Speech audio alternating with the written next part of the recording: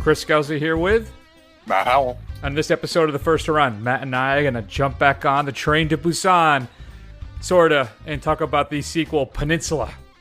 And then our Asian zombie episode, Matt. It's Asian zombies as far as the eye can see. It's a party. It's a cornucopia. We're going to check out #Alive. And then it's going to be the return of one of my favorite segments, Call It. And Matt, I've made mine all zombies. So I have a zombie-focused Call It, which I'm very excited about. We'll discuss all of that, including your physical media picks, your straight-to-DVs, and then streaming picks of the week. Man, just lots of stuff to get through. Let's have some fun, folks, and hear a clip from Peninsula. 대위님.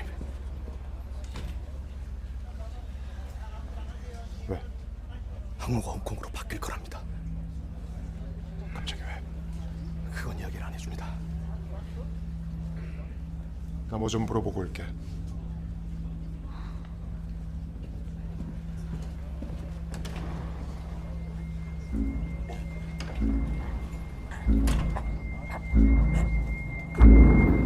Uh-oh, doesn't sound like that reroute to Hong Kong is going to go terribly well for everybody on that ship, Matt.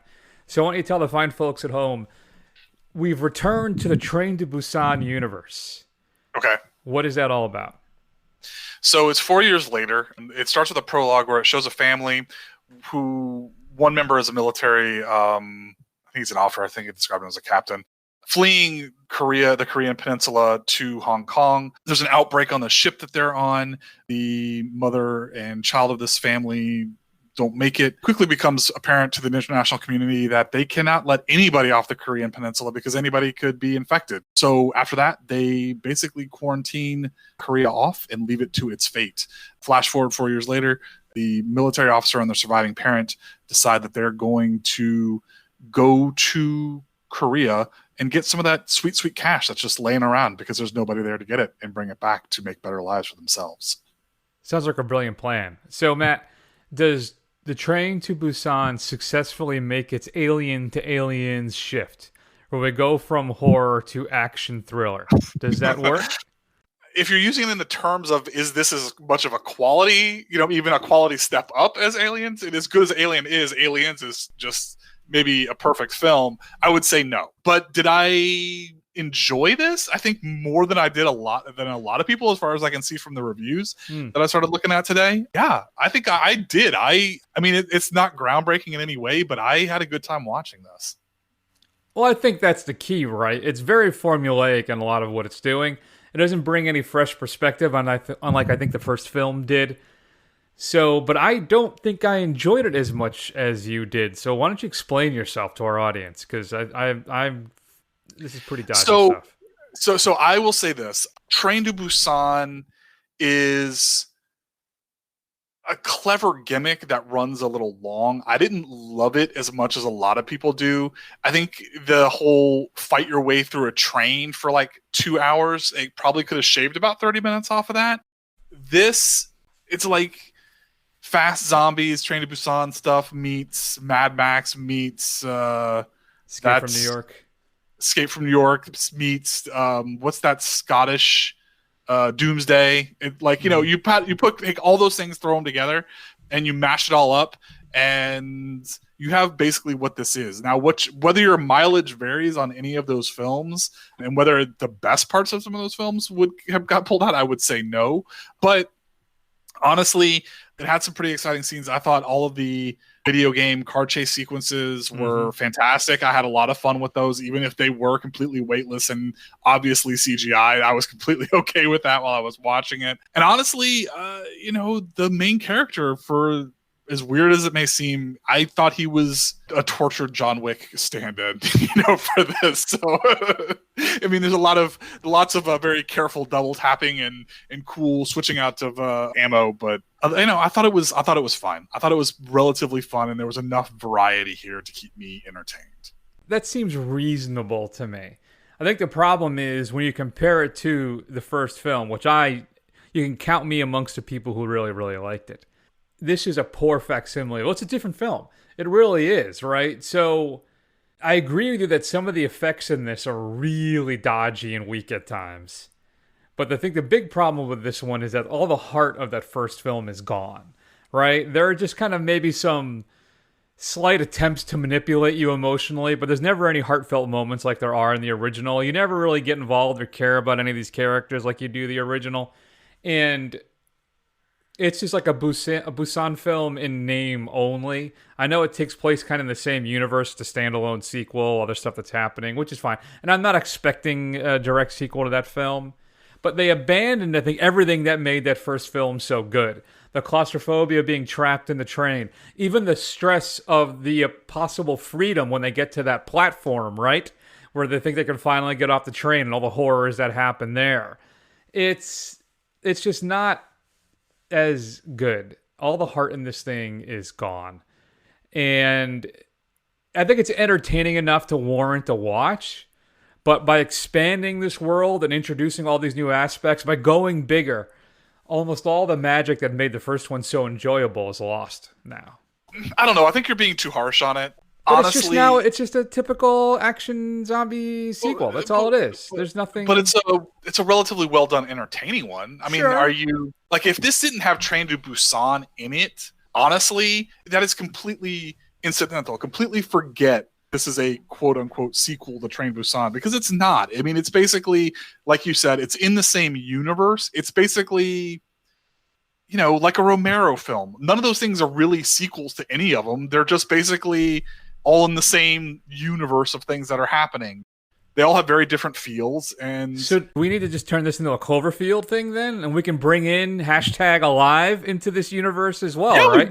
Why the hell not? I mean, #Alive is in Korea as well. It's not even Asian. It's in Korea. It's in Seoul. So we totally could. That's fine with me. Yeah, I don't see why not. I think you're right. If you're going into this looking as like some kind of continuation of Train to Busan, you're going to be disappointed. It's not the same story. I think, honestly, if they had delivered up more of the same, like, it's Train to Busan, but instead of this time on a train, let's just say it's on a flotilla of cargo ships. Yeah, that's good. Let's just go with that. People would be crapping on it even more than they are now. Like, I mean, honestly, let Train to Busan be its own thing. View this as its own thing. While I don't think it's good, I think it's derivative. Well, I don't think it's great, and I think it's derivative in a lot of ways. But at the same time, 2020 doesn't have a ton to offer us. I had a lot of fun with this. Your curve gets steeper and steeper every week. Well, what am I supposed to say? I mean, there's no movies coming out, I mean, Wonder Woman's most likely not coming out. It may go straight to HBO Max. That's what they're mulling over right now. So yeah, I had a good enough time with this. I thought it was pretty fun. It has its moments where it kind of drags. It has some moments that kind of defy, good filmmaking. But overall, I mean, yeah. I mean, honestly, I stand by that statement. I think overall, I had a decent enough time with this. All right. So what are you going to give it as a grade then? I'm going to give it a B-, personally.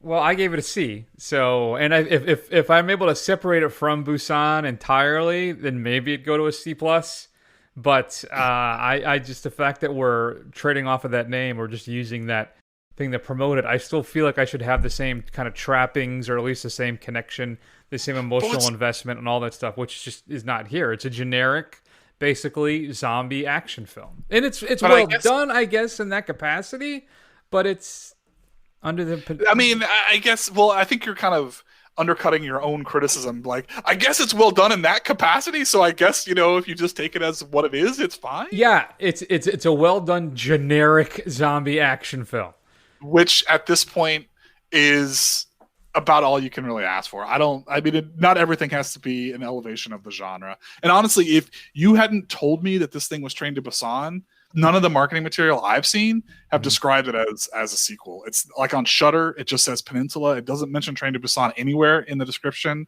Letterboxd, same thing. It doesn't mention Train to Busan anywhere. It just says Peninsula. So if you didn't know that going in, you'd be like, oh, okay. So sure. I guess. I mean, C is still acceptable, right? That's average, which is, I think, what this film is. So if you've got a chance to see Peninsula, shoot us an email at feedback@thefirstrun.com. We'd love to hear your thoughts. Coming up on Physical Media this upcoming Tuesday, November 24th, Well, there's a film that we're actually going to be discussing in a couple weeks. So let's hear a clip. Monsieur Hamilton? You like what you see? Peter. Why would someone not want you to be alive anymore? What are you talking about? Code 8227. Confirmed. Subject's closed. I know you like Ava. But she's a liability. No, not her. She's best of breed. I recruited her. I trained her. She's talking to the targets! Ava, I'm good. Promise you.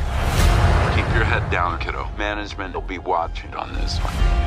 You did something bad. I wouldn't have sent me if you had.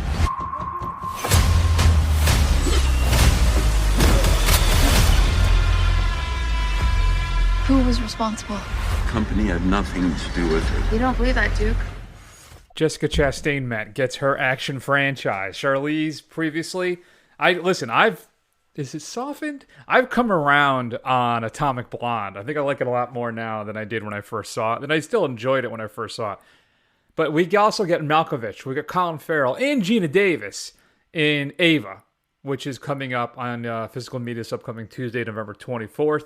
She plays a deadly assassin. She works for this black ops organization. She travels the globe, but something goes wrong, and she has to fight for her survival. Also coming out, Matt, a film we just talked about, Peninsula, will be getting its physical media release as well. What else we have coming up? Season 5. We don't always talk about TV shows, but sometimes things aren't warranted, and that is the case with Better Call Saul, the best show on television. Get its 5th season in physical media. Cast and crew commentaries in every episode, a gag reel, and more. I keep waiting for these Blu-ray sets to get cheaper, but they're always like $30 a pop no matter what. They never seem to get down very cheap. So I have the first 2. I'm just waiting for them to drop to, like, I think $14.95. I'd pull the trigger, but maybe even $14.99. I could be a little generous with that. Blu-ray exclusives, you get deleted scenes and a bunch of other making of featurettes. So if you want to get all the exclusives, you got to go with the Blu-ray set. There's a documentary, Matt, called The Last Blockbuster coming out, which is a documentary on the last remaining Blockbuster video that's in Bend, Oregon. New to Blu-ray, a film I just rewatched this past week, and that is Martin Scorsese. Happy birthday, by the way, GOAT. Is The Irishman from Criterion, the brand new 4K digital master approved by Scorsese. Includes an Atmos soundtrack, a new edited roundtable conversation between Marty, Bobby D, Al, and the Depeche Man. Originally recorded back in 2019. A new documentary on the making of the film as well. A new video essay and more. If I remember correctly, Matt, I like this a lot more than you did. Yeah, you did. It still holds up. It's quite good, man. I absolutely love The Irishman.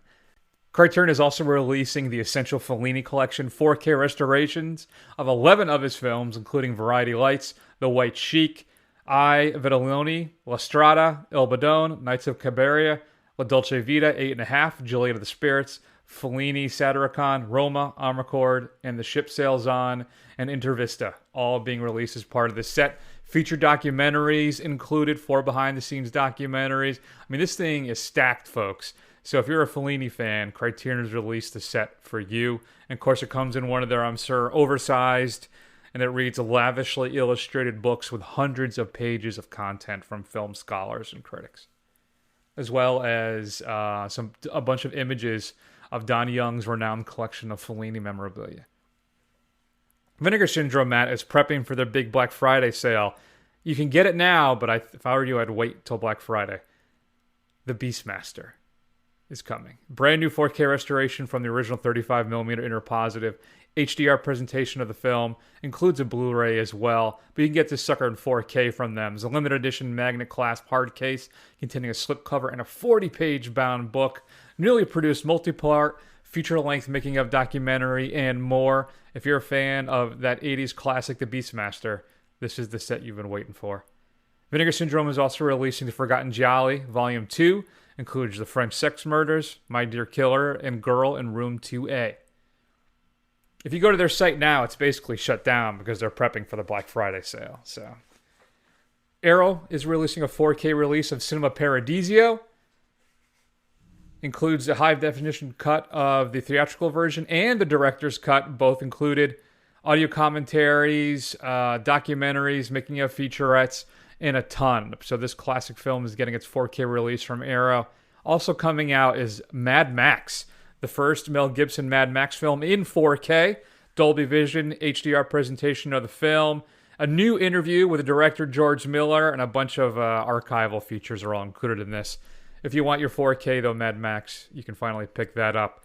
Paramount is releasing We're No Angels. This is the Humphrey Bogart film with Aldo Ray and Peter Ustinov, where they play 3 convicts that escape from Devil's Island and end up helping a friendly store owner and his family. They're also releasing Curtis Hanson's film Wonder Boys. Warner Archive is giving us Libeled Lady and the Pirate, 2 separate films. Buck Rogers in the 25th Century, the complete collection. You get the movie pilot, and then you get all the television episodes as well, Matt. Remember the old TV show with Hawk? There's a brand new interview with Hawk on this one, too. New interview with Aaron Gray. I don't see any interviews with Gerard Butler. Is it Gerard Butler? No, Gil Butler. Gil Gerard. Gil Gerard. One of those. Gerard Butler. I'll take one or the other. Either one's fine. You can finally get all of those in HD. Your straight-to-DVD pick of the week, Matt, though, is going to be The Lycanomator. A group of friends break into an abandoned house for a weekend of partying, only to discover a mad scientist in hiding who just happens to need subjects to try out his new monster-making formula. When some of the serum turns one of the group into a hungry, murderous werebeast, all hell breaks loose, and everyone is on the menu. On the cover, it has like the little green syringe fluid from like a reanimator. Gotcha. Hence the Lycanomator. What should we be streaming this week? All right, so I'm going to recommend that people get on it. I'm going to get on a limited series on Netflix called The Queen's Gambit. Stars Anya Taylor-Joy. We're a fan of Anya Taylor-Joy here on the show, sure. aren't we? Mm-hmm. Yeah. Mm-hmm. She stars as a young girl who is orphaned in the 1950s and quickly discovers that she is a chess prodigy while she struggles with addiction. This is a novel. This is not based on a true story, so just keep that in mind. But it also stars Dursley from the Harry Potter series, and the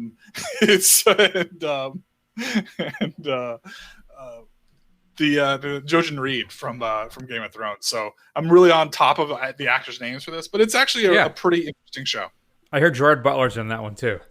Yeah, well, Gerard Butler along with Gil Gerard, Gil Butler, and Gerard Gill. And Gerard Depardieu. Yeah, exactly. All right, let's go ahead and move on then. Let's spend a few minutes talking about the other film that may take place in the Train to Busan universe. I don't know. But another South Korean zombie film. Is it hashtag alive or just alive? What should I call it? I've been calling it hashtag alive because alive is about, a soccer team that eats people in the Andes. That's true. But that's not a zombie film, though it sounds like it might be. But a true story. All right, let's take a listen to some zombie madness breaking out in the streets below. 올해 초부터 축적된 초미세먼지가 오늘 역대 최악 농도를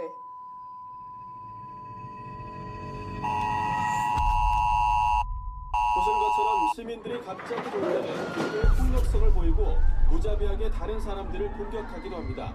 서울 강북권 일부에서 소규모 폭동처럼 시작됐던 이 현상은 그 규모가 매우 빠르게 커지고 있으며 이미 수도권을 넘어 전국적으로 확산되고 있는 것으로 보입니다. 이에 정부는 이례적으로 심각한 사태를 심각관계로 선포할 것입니다.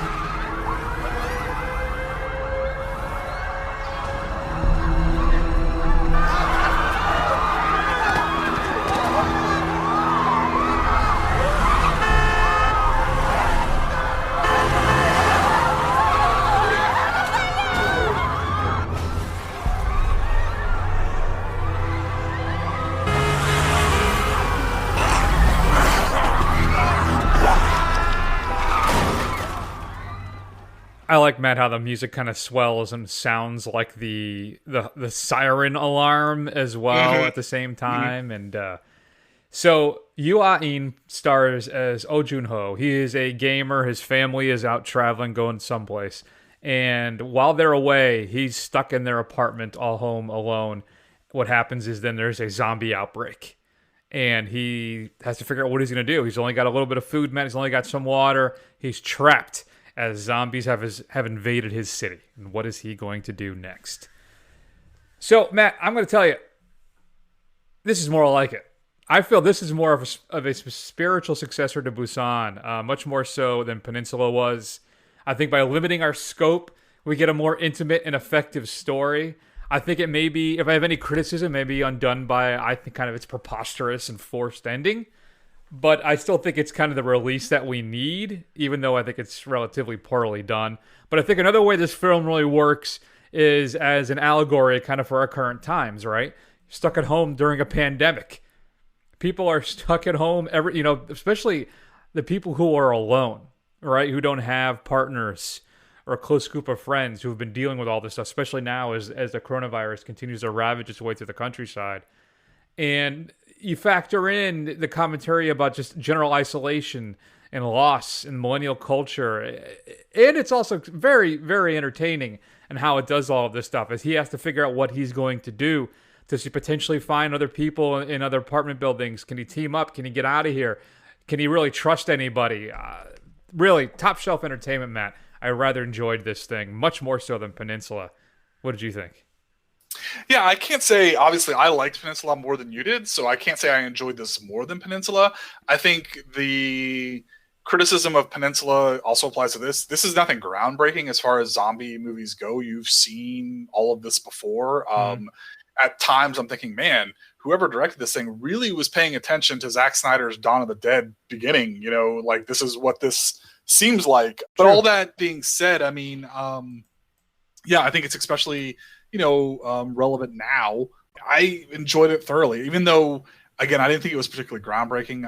It's not particularly gory or anything, but I enjoyed it. Although this did bring a couple of questions to my mind about Korean housing standards. So one, it just blew my mind that the doors open out as opposed to open in, which is just crazy to me. Like, how are you supposed to block that off? If you've been in any kind of apartment here in the States, those doors, especially like in the city, are like these big solid blocks of steel that go all the way up. There's no move in those doors.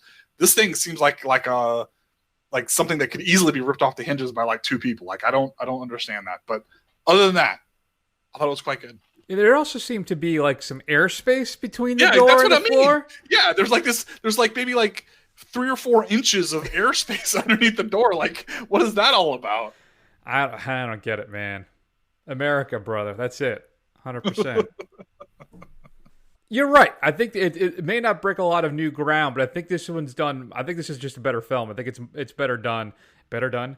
It's more well done, like a steak.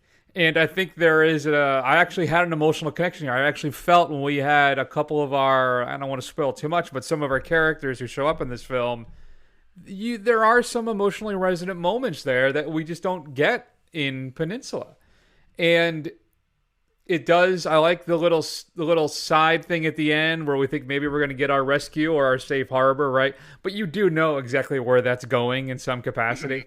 But still, I think they do a good job of dodging and weaving on that as well. At first, when it first started, I did notice it was rather bloodless, and I do like my zombie films to have their own fair share of gore. And it does pick up the pace a little bit as the film progresses. It does get a little more meaner and intense when it comes to that stuff. But we're not talking like, there's no Day of the Dead, like pulling a guy's head off. Kind of thing. Exactly. So there's nothing really horrible in it like that. But there are still some intense moments as well. And I think overall, I think this film is very successful. And I rather enjoyed it. So I ended up giving #Alive a B. Did you? I'm going to give it the same score I gave Peninsula. I'm going to give it a B-. Not groundbreaking in any way. I think we've seen it done arguably better many times before, but I had fun watching it. I wonder how much of my opinion of it is tailored to the current environment that we're living in. Like we just canceled our Thanksgiving plans yesterday. We were supposed to go to a family gathering and stuff, It was going to be outdoors, but there's going to be like 12 people there. And all around an outdoor table, but still, no, too close. Yeah. It's not happening. So I'm wondering if that is coloring me at all through this, because I did really feel those moments of just being trapped inside and the isolation and stuff. So that is curious. So yeah, all right. Well, Hashtag Alive is currently available on Netflix, so you can go ahead and check that out. And I should say, too, Matt, isn't Peninsula supposed to be hitting Shudder at some point soon? Do we have a date on that? Yeah. They don't have a date. Early 2021. Oh, okay. And like we said earlier, though, you can pick it up on Blu-ray and DVD. And I think you can rent it for $10 actually right now on most of your digital platforms. So there you are. What are your thoughts on Hashtag Alive? Feedback at thefirstrun.com. All right, Matt, let's go ahead and jump into Call It. Mine's going to be my all-zombie edition, and we'll have to see what Matt comes up with as well. So let's go ahead and have some fun. Well, you used to really be scared here. Johnny. You're still afraid. Stop it now, I mean it. They're coming to get you, Barbara. Stop it. You're ignorant. They're coming for you, Barbara. Stop it. You're acting like a child. They're coming for you. Look, there comes one of them now. He'll hear you. Here he comes now. I'm getting out of here. Johnny.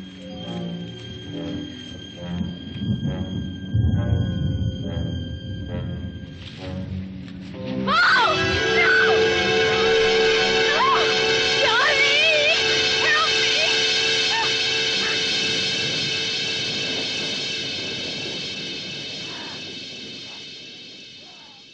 All right, Matt, I want to hear it. What is your, call it, what's your favorite Romero zombie film? And do you have a different zombie film that's your favorite on top of that? My favorite Romero zombie film is the original, Night of the Living Dead. I think it's still incredibly effective. That scene you played right there, they're coming to get you, Barbara, is still one of my favorite lines and deliveries in any horror movie that's ever been out there. It's a real shame that thing was not copyrighted right. He made like no money off of it because it's in the public domain. I think I'm also gonna have to say it's my favorite overall zombie film. I mean, it's really the OG classic. It really set up, for better or worse, everything else that came after. I'm leaning towards Dawn of the Dead, Romero's original Dawn of the Dead. Just a wider statement. There's a lot more going on in that film, though his statement of the first one is very powerful as well. But I just think everything kind of that he wants to do comes together in that film, and it is a worthy, if not one of the better sequels of all time. So I'm leaning toward, I think Dawn of the Dead is my favorite Romero. My favorite zombie film in general, though, it may end up being Dawn of the Dead, but I really have an affection for Lucio Fulci's Zombie. It's because it's just really what got me into Italian horror. And the gore effects in that thing are just really out of this world and really disturbing. And it is a kind of creaky, slow, dumb film at times. But other times, I mean, you got a zombie fighting a shark. I don't know where else you can, if you can top that. So it really, it's a coin flip for me between those two. Depending on what day you ask me, it would be either Fulci Zombie or Dawn of the Dead. But probably Dawn of the Dead would fall 7 out of 10 coin flips. All right. What do you got? All right. So call it between the two streaming services that have not set the world on fire like people expected. HBO Max or Disney Plus? I'm still shocked by it. Remember we were talking about like Disney Plus. That was going to be it, folks. Like, yeah, that was going to just ravage the business. They were going to rule everything. And it just hasn't really happened. From what I understand, they have a lot of subscribers. But it doesn't seem to be. Is the lack of fresh content all the time is part of the issue? I think so, because all the stuff that people are waiting for, Star Wars stuff, Marvel stuff, their animated stuff, it seems to be coming out in this incredibly slow trickle. Like the Marvel stuff, we were supposed to get some of it this year, and because of COVID, we're not getting any of it until like next year, maybe. So I think that's really hurting it a lot. But HBO Max, on the other hand, it was supposed to be this big splashy thing, whereas they can't even seem to keep their Warner Brothers stuff on consistently, and the originals haven't really been there, haven't really done it for me. I would say, really, content alone, I think HBO Max rules them all. Like, if I had to choose one that I could have, and I'm talking Netflix, I'm talking Prime, all of them, I would go with Max. Be just the library they have by having that Turner Classic Movies you have half of the stuff that's on the Criterion channels on there. And then you have the DC hub. You have HBO and everything they have on there. Really, I'm not an anime guy, but there's a whole anime section as well.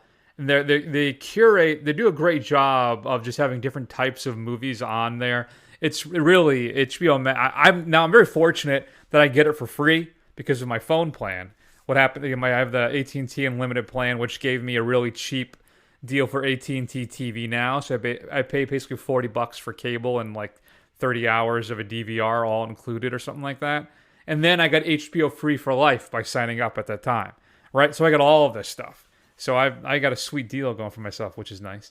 So, but even then, like I said, if I had to choose one out of all of them, I'd go Max. What about you? Yeah, so if I was going with these two, I would go Disney Plus, just for the simple fact that HBO Max doesn't have enough exclusives really to keep me interested right now. They haven't really delivered on the Max-only series or films, because HBO existed. It already existed. So I'm not counting things like The Sopranos or Westworld or anything like that, because you could already watch that Game on of HBO. Thrones. Yeah, right. So that doesn't count.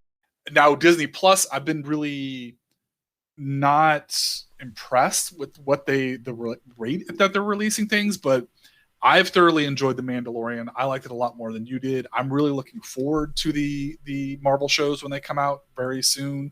I think WandaVision really is intriguing to me. So just on the sheer fact alone that they've got all this stuff that I'm really interested to see from an original standpoint, I would go with Disney Plus.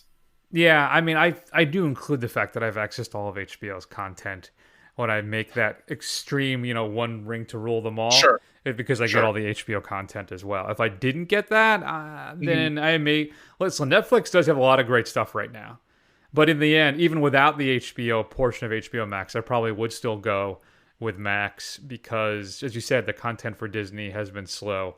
And I own a bunch of stuff that's on there. Basically, it's The Mandalorian that I don't have, right? And whatever these Marvel shows, if they ever actually happen. Though I am really excited for Oscar Isaac as Moon Knight. I got to be honest with you about that. Yeah, exactly. And, not for nothing, but depending on what plan you choose, you can get access to Hulu, too, if you buy Disney Plus. So there's that as well. Fair enough. And ESPN, right, is included as that package? Yeah, ESPN Plus isn't part of that package. I've never used it, but yeah. Yeah, don't care. All right, call it, Matt. World War Z or Zombieland? For your... Oh, Zombieland all day long. Really? Just that Bill Murray cameo alone is completely worth it for me. I mean, World War Z, I remember, I haven't seen it all the way through, I think, since we watched it for the show. I remember it being pretty blah. I think really the lack of gore in it really did it in for me. And just the kind of weightless, flow of water zombies that were all CGI. I think Zombieland, even though it's tongue-in-cheek, is a lot more fun. Mm-hmm. I don't know. My gut reaction on this was World War Z. I mean, Zombieland is fun, yeah, but I don't know if maybe I'm in a weird Brad Pitt mode at the moment. I started rewatching Once Upon a Time in Hollywood yesterday. Oh, there you go. All right. But and Ocean's 11 I started like 2 days ago. So I have this rotation of movies that I'm like 15 minutes or 20 minutes in all the time. Sure. But yeah, that's too bad too. I wanted that sequel. I guess that's never going to happen either. I don't know. Maybe I need to rewatch it. I have no drive to watch Double Tap again. Zombieland Double Tap, because I remember I felt I described it as DLC to the Zombieland universe. Like it just it just wasn't a very good sequel. Though I did really like the first one. Yeah, I don't know. I think I'm gonna go. If I only had one to watch forever, I'm probably gonna go Z. I think I am gonna go World War Z. Really? Wow, that's really surprising to me. Really surprising to me. Brad Force is a presence. Brad Pitt is a force and a presence. I think that's what it is in the end for me. Though I like Dallas and I like Wichita and... You mean Tallahassee? Sure, that too. I'm all over the place today. I think Gerard Butler is fantastic in Zombieland, as is Gil Gerard and Gerard Depardieu. All right, so call it Constantine 2 with Keanu Reeves or the Snyder Cut, which I'm so sick of hearing about this 4-hour monstrosity that's coming out. Hey, did you hear they put out a trailer again with a couple of little added things, but this time it's in black and white, so it's more effective Artistic. and artsy. Yeah. And we used Leonard Cohen's Hallelujah again. There are other songs. Listen, I feel bad because I know why he chooses that song. It was his daughter's favorite song, from what I understand. That's why he keeps going back to it, which is, I'm sorry to hear, it is tragic and it's horrible. I just, I don't know what it is. I don't know why that just, whenever I start hearing those first few chords of that, I mean, one of the most unintentionally hilarious scenes in any superhero film, if not any film ever, is in Watchmen, right? When that song kicks in and they have that love scene on the Owl's ship. That's not supposed to be played for laughs, people. It's not. The flamethrower shoots out at climax. Jeez. Subtle Zack Snyder. So, all right. So what am I choosing again? I got so upset. I got Snyder so you Cut get and what? Constantine 2 with let's put Keanu in let's dye his hair blonde or put him in a blonde wig. Let's go. Why? They did it the first time. Why do it now? I know, but I saw somebody did up a mock-up where Constantine looks like Keanu Reeves, and I actually kind of liked it. Or the Snyder Cut. Listen, Matt Ryan is doing a great job on Legends of the DC Universe playing Constantine, which I loved. And I actually thought that show, I actually bought it. I think it was like $6 on iTunes at one point. So I bought the season. That show is actually pretty good. It's really starting to find itself after that 4th episode. It usually takes shows like a good 3, 4, or 5 episodes to really kind of find what it's really about and run. It's too bad that thing got canceled so soon. That should have been on HBO from the beginning, really. Listen, here's the thing. So, the thing about Constantine, right? And from what I understand, why I'm actually leaning towards Constantine, which blows my mind. If you said this to me 2 years ago, I would have said you're crazy, is that supposedly Peter Stormare may be coming back as Lucifer, which was one of my favorite parts of that whole film. Yeah. And I don't know. Part of me still, I want to see what Justice League was supposed to be, air quotes. Though I love that we're now at $70 million and adding 5 minutes of new footage or something like that. Yeah, 5 minutes of new footage, but like 2.5 hours of excised footage. The damn thing is 4 hours long. I'm so... Oh, we'll get into it when it's my turn. Go ahead. All right. So... Tilda Swinton was great as Gabriel as well. Here's a problem. I haven't watched Constantine probably since a year after it came out. I remember I bought it. I bought the special DVD, the limited edition version of that. I watched it then, and I haven't watched it since. Mm-hmm. I guess I know I'll hate myself in the morning for this. I'm gonna go Snyder Cut just because I have to see it. I have to know what this was, what it was supposed to be. I have to see all of this stuff. I have to know. It's I'm the guy, in the haunted house and all the power goes out who goes further down into the cellar because I have to know what's happening. And I'm about to get killed for it, I'm sure. Something horrible is going to happen to me after I watch Snyder Cut, like a Ring type thing. But I need to know. I have to know. So I guess I got to go Snyder Cut. What about you? That'd be hilarious. Mrs. First Run comes in and like you're curled up in a closet after watching the Snyder Cut. Eyes just bugging out of your head. Pulling a Tamblyn. Yeah, exactly. Yeah, so no contest for me. I mean, it's going to be Constantine 2. I would love to see over the Snyder Cut. Yeah, like you said, Peter Stormare is fantastic. Tilda Swinton is fantastic. I would love for Shia LaBeouf version now to come back and redo his role as Chaz as an angel, because that would be so fantastic to see that. And yeah, I get it. Gavin Rossdale was predictably awful, but luckily he's dead. The crucifix gun, the gold crucifix gun is the dumbest thing I've ever seen. But I'm still on board for it just by the sheer fact that I know that Chris is going to make us watch the Snyder Cut for the show, and I'm already so angry about it that I'm going to have to watch 4 hours of this dude basically pleasuring himself, enabled by a bunch of fanboys who just want to see it. And it just drives me crazy that the Momoa and Gal Gadot are all on there pumping this stuff up like this thing is going to be great, especially, and it's gonna be so terrible. Deep down it's gonna be so bad, and I just cannot wait for it to fall. Oh, I can't. I'm gonna be Chris. That is gonna be the biggest hate watch. You know what? If it's great, I will eat my crow and I will say it's great. But there's no way in hell it's gonna be great. So Constantine 2 all day long. Yeah, we know. I'm still threatening to rent out a theater and show it too. Right? Get it. You'll have to fly down that.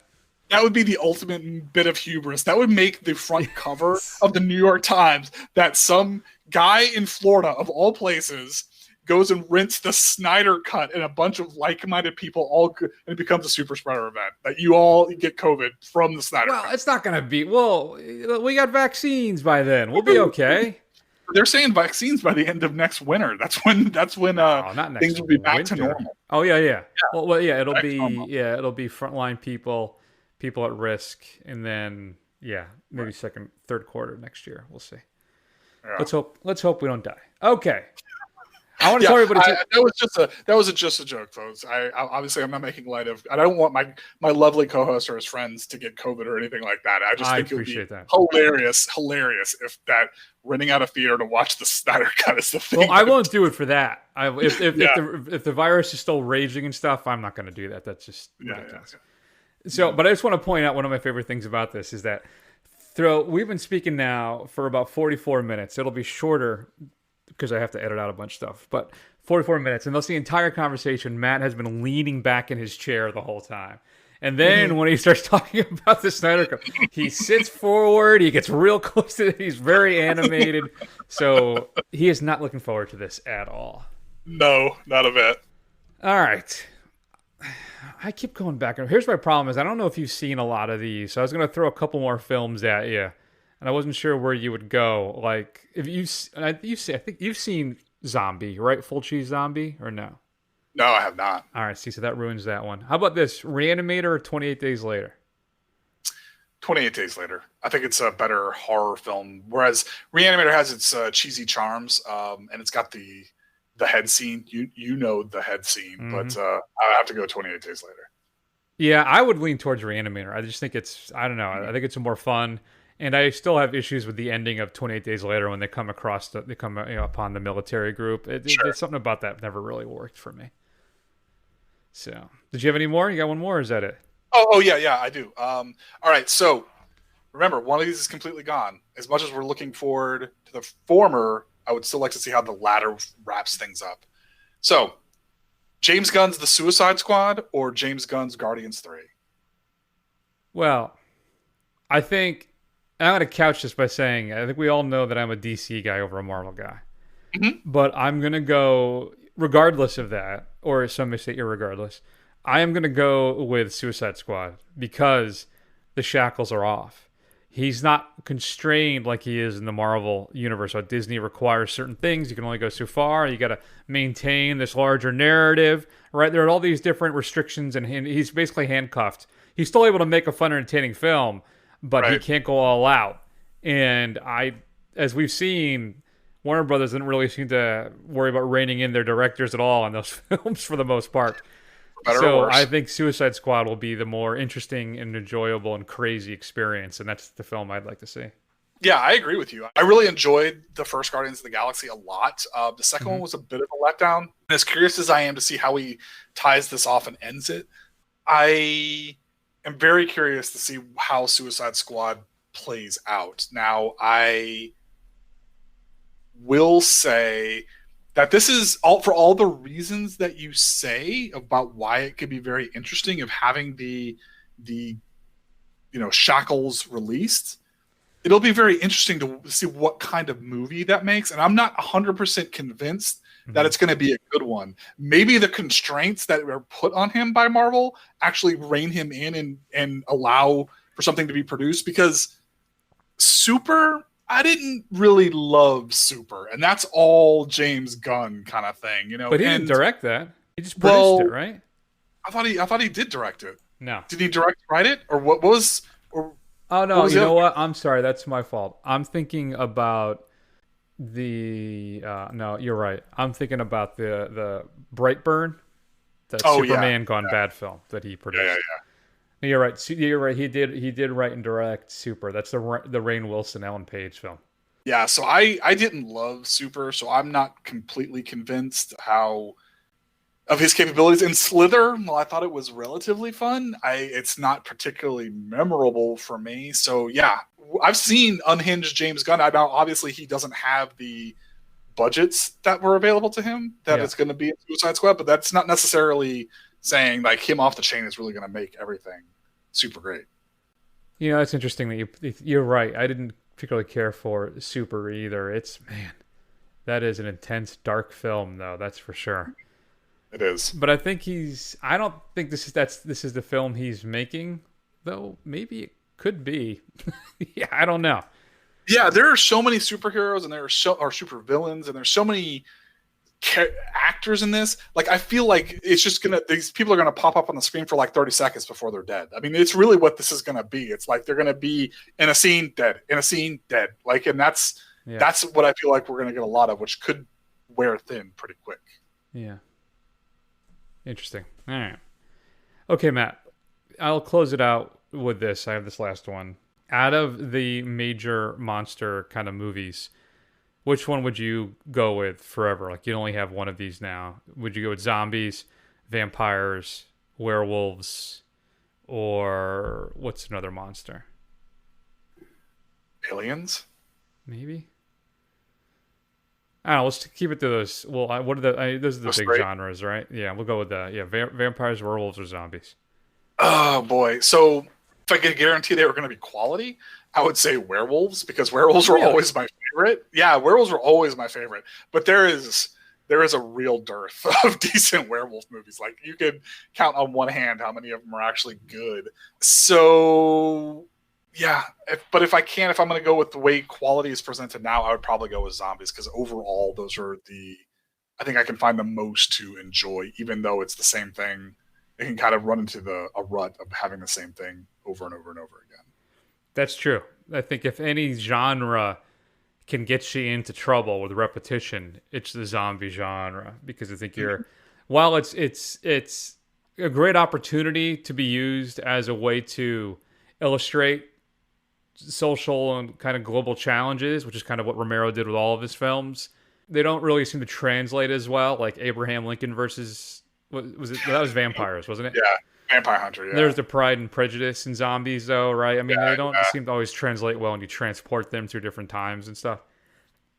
In the end, though, I think I would go with zombies. They were always my favorite of all the monsters, if you will. I think you got to go with them. And there are just, I think, like you said, there are better films. I think there are better zombie horror media than there are werewolf, as you said, and vampires as well. Yeah, that's true.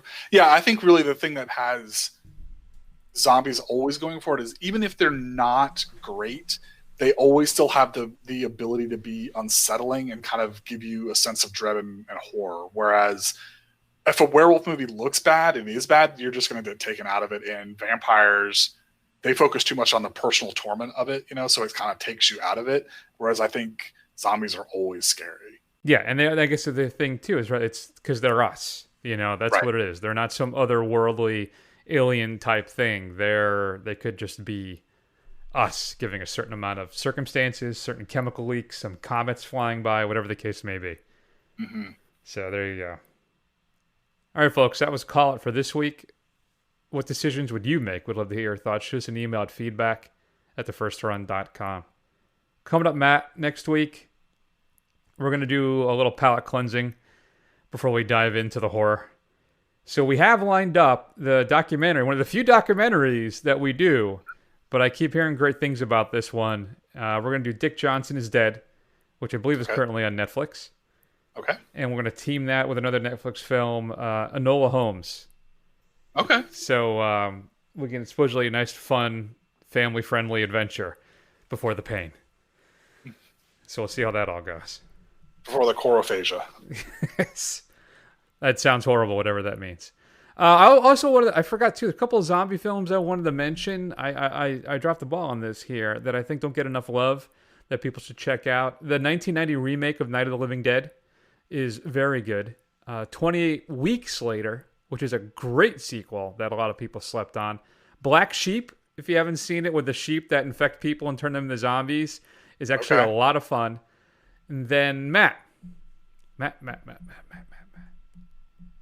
Have you watched One Cut of the Dead yet? Matt? I've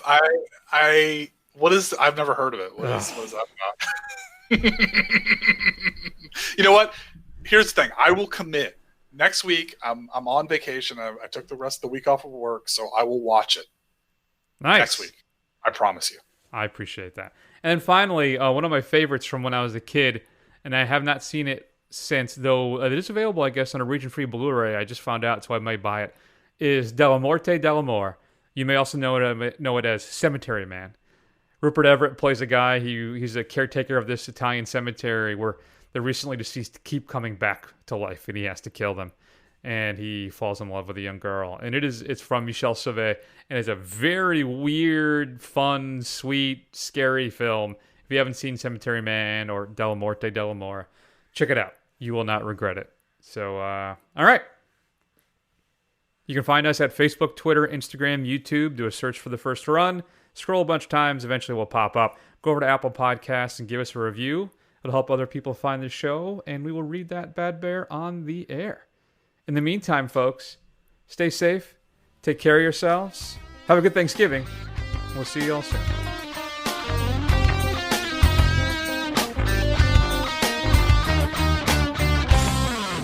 They're coming to get you, Barbara.